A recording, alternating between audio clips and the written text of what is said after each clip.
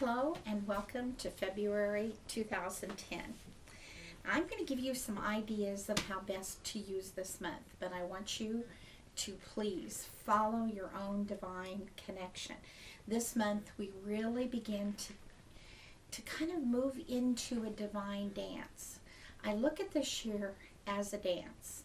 We start off a little bit jazzed up, a little bit hyped up about the economy, about all kinds of material things, and we begin in February to flow to a much more warm and loving energy.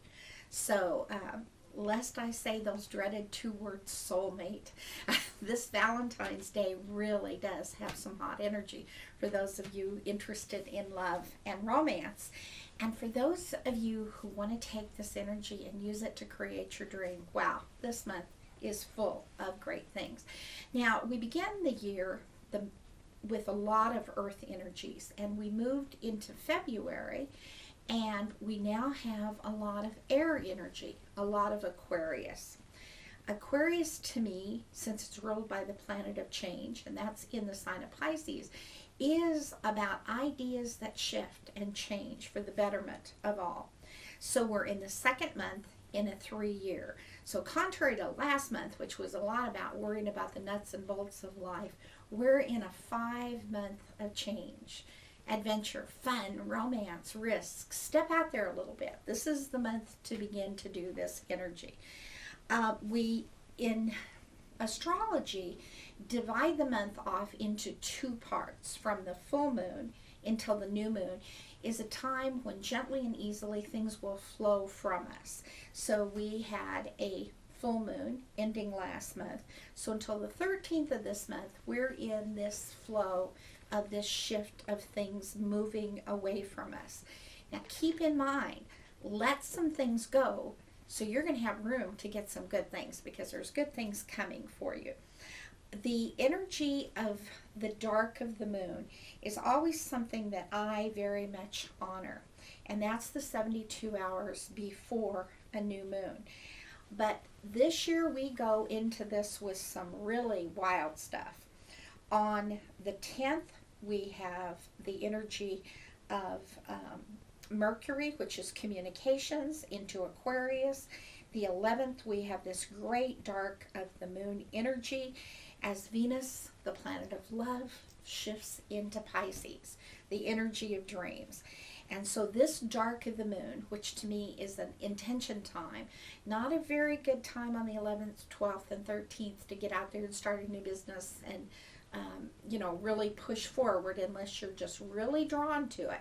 If you're drawn to it, then this time is calling you, and you need to listen to that song, because this dance this year that kind of went from earth to a lighter, livelier music is a little bit like going from a Brahms waltz to some heavy-duty 80s rock and roll back to a Brahms waltz and into creating your own kind of new age theme. So this Brahms waltz really begins very strongly on the 11th with Venus into the sign of Pisces. The new moon on the 13th is in the sign of Aquarius. So be ready to think, have new visions, have new plans for yourself. The 14th, we have this unbelievable energy. And yes, it's Valentine's Day also. It's on a Sunday, so make sure and do something fun for yourself.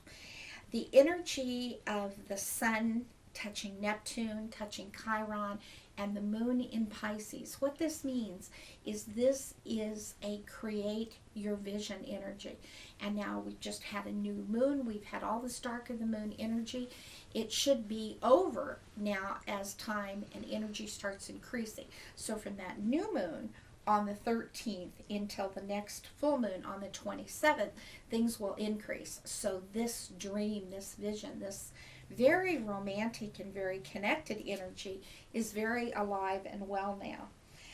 On the 15th, we have a great aspect with getting the job done.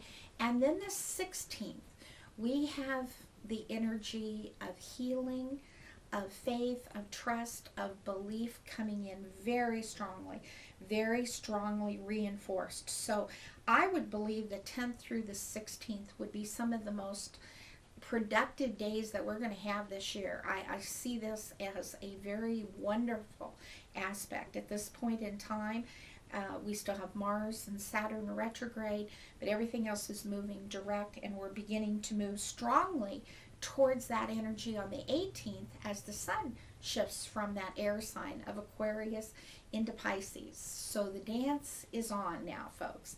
This is the energy that really is beginning to play this tune. And so what tune do you want to play might be the best question to ask you this year. Because in Pisces, we imagine. It represents in astrology the 12th house, which is the intuitive mind. It's the unconscious mind, the subconscious, whatever you want to call it. But the fact is, within that part of ourselves lie our angels and our guides and our demons. So what do you want to concentrate on? What do you want to make grow during this time? Do you want to make grow a negative or a positive? Because this is very definitely a fertile, imaginative time. So if there were a how to use this time best guide, I would say, even though, as one of my teachers tells me, you can't control your first thought, you very definitely control the thought after that. So when a thought or a fear or an anxiety comes in, replace it with something else during this time. This is a training session for what the rest of this year is going to bring. And it's almost like the music grows louder at this time, and it can be a beautiful theme for you.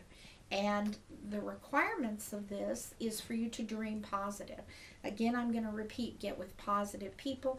The theme really through the end of May is so strong with this Mars retrograde about having fun, making connections to people that lighten you. Rather, we've all got people we need to take care of, we need to help. I understand that. But make sure you have some of the other people into your life, because we begin to enter on the 27th. A little bit of a challenging energy as we're asked to maintain the vision even though there might be fog around. So when I was trying to think of how to say this, someone suggested that this time might be very much like when you go into the kitchen and you start to create this dish, and it doesn't come out anything like what the recipe said. And so you begin to add things and you begin to change it. And that dish turns into something much better than you went into the kitchen to create. But you have to believe that you can do something with the energy that you have at this time. Imagination is one of the big, wonderful things about the energy of Pisces. And it is also one of the less attractive aspects of it. What do you imagine? Often I tell people in classes, worry is nothing but meditating. It is concentrating, fixing on something, fixing on an energy, and making it real. So the more that you think during this next year about things, the more real that they're going to get for you. And if you will open to love, open to joy, open to life, February is going to be a great month